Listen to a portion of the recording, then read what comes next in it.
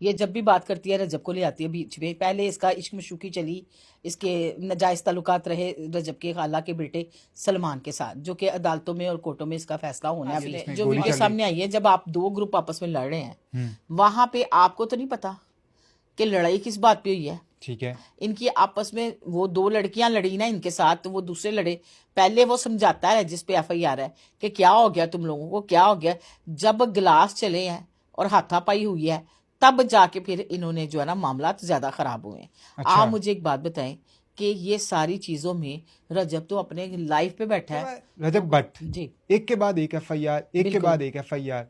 अभी हमने देखा कि हाल ही में उन्होंने आपके साथ एक पॉडकास्ट किया और उस पॉडकास्ट में आपने सवाल पूछा कि आप पे कितनी एफआईआर हैं, जी तो उन्होंने बताया कि अल्हम्दुलिल्लाह मेरे ऊपर अब कोई एफआईआर नहीं है। 25 तारीख को वो अपलोड होता है जी और 25 तारीख को ही रजब भट्ट के ऊपर एक और एफआईआर हो जाती है, जिसमें ये इल्ज़ाम लगाया जाता है कि मुबैना तौर पर आयशा जट नामी खातून के ऊपर फायरिंग करवाई गई है रजब भट्ट की जानिब से। पहले तो मुझे ये बताएं कि ये वाकया क्या पेश आया, एफआईआर क्या कहती है, देखो उसके बाद सबसे हम। पहले तो आयशा जट्टी को बंदा एक बात पूछे कि इसको रजब के अलावा और किसी की माला जपनी नहीं आती। मतलब ये जब भी बात करती है रजब को ले आती है बीच में। पहले इसका इश्क मशूकी चली, इसके नाजायज ताल्लुकात रहे रजब के खाला के बेटे सलमान के साथ, जो कि अदालतों में और कोर्टों में इसका फैसला होना है अभी। और उसमें जो है ना सलमान कन्फर्म्ड बेल पे है, अभी उसके जो है ना चलान पेश होने हैं। ठीक हो गया। दूसरे नंबर में बात आ जाती है, ये दोनों औरतें जो हैं, दोनों लड़कियां जो हैं, इनके साथ मेरी दिली हमदर्दी है अगर इनके साथ ये वकूआ पक्का हुआ है। अगर इन्होंने ये मिली बिली भगत की है ना, क्योंकि आपको पता है दो पहलू होते हैं, क्योंकि ये भी बड़ी तेज तिगरियां हैं।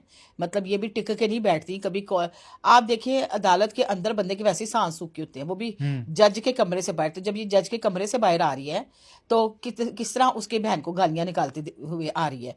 मतलब उसको थोड़ी शर्म हयाई नहीं है। आप ये देखिए, मैं यानी उसकी बेवकूफ़ी कह लें, तलीम की कमी कह लें, या उसको रूल्स ही नहीं पता कोर्ट के रूल्स क्या हैं। एक नंबर बात।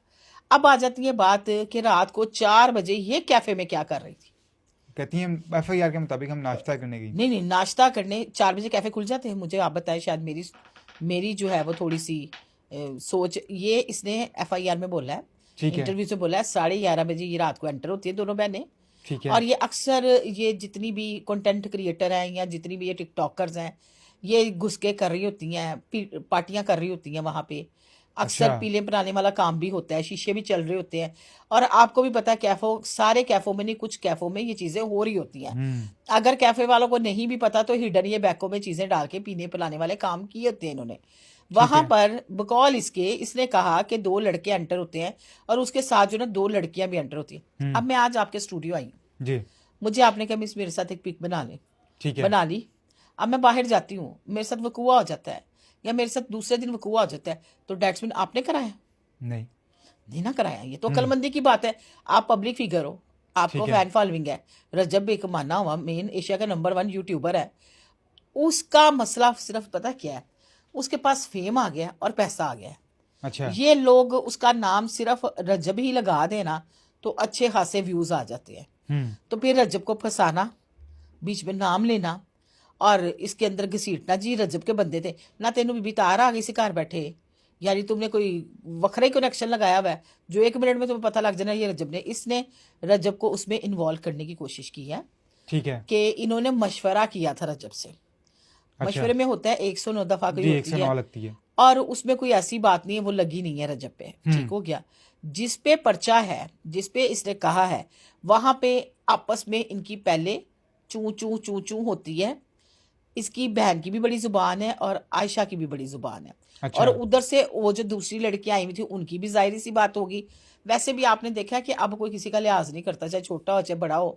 भाई आप एंटर हो जाए, आपको बैठने के लिए जगह नहीं देते बड़े बंदे को। सही है। बड़े बंदे से मुराद बुजुर्ग बंदे को। न्यू जनरेशन में ये अखलाकियात खत्म हो गई हैं। सारे नहीं ऐसे, बड़े बड़े अच्छे बच्चे भी मिलते हैं हमें सारे दिन में।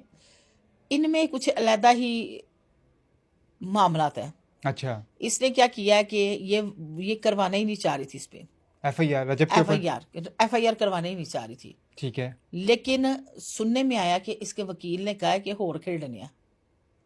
मैंने सुना है कि उनको जान से मारने की कोशिश की गई है। वो वीडियो भी एक मेरी सामने बात आई है सुने, जिसमें जो गोली वीडियो चल सामने आई है, जब आप 2 ग्रुप आपस में लड़ रहे हैं, वहां पे आपको तो नहीं पता कि लड़ाई किस बात पे हुई है। ठीक है। इनकी आपस में वो 2 लड़कियां लड़ी ना इनके साथ, तो वो दूसरे लड़े। पहले वो समझाता है जिस पे एफआईआर है कि क्या हो गया तुम लोगों को, क्या हो गया। जब गिलास चले हैं और हाथापाई हुई है, तब जाके फिर इन्होंने जो है ना मामला ज्यादा खराब हुए हैं। अच्छा। आप मुझे एक बात बताएं कि ये सारी चीजों में रजब तो अपने लाइफ पे बैठा है, लोगों से बातें कर रहा है, रजब कहाँ से बीच में आ गया? आप लोग ये कहते हैं ना रजब बीच में था, रजब नहीं था। रजब ने उस दिन भी एक बात वाजिया की थी, उसने कहा आप ही बेसिकली ये जो हसद है ना, हसद और हम्म। हासदीन, अगर ये हमारे पाकिस्तान से गायब हो जाए ना, तो ईमान से बंदे हम शहजादे ही हैं सारे। हम्म। कहता लोग हसद करते हैं। एक ही पर्चा, एक ही तरह का पर्चा मेरे पे 11 मरतबा हुआ। कहता मुख्तलिफ जगहों पे हम्म। इस तरह करके 19-20 पर्चे मेरे पे थे। कहता सबसे क्लियर हूँ, सिर्फ 2 रह गए, वो भी आजकल में क्लियर हो जाना है। तो ये नया पर्चा आ गया। ठीक है।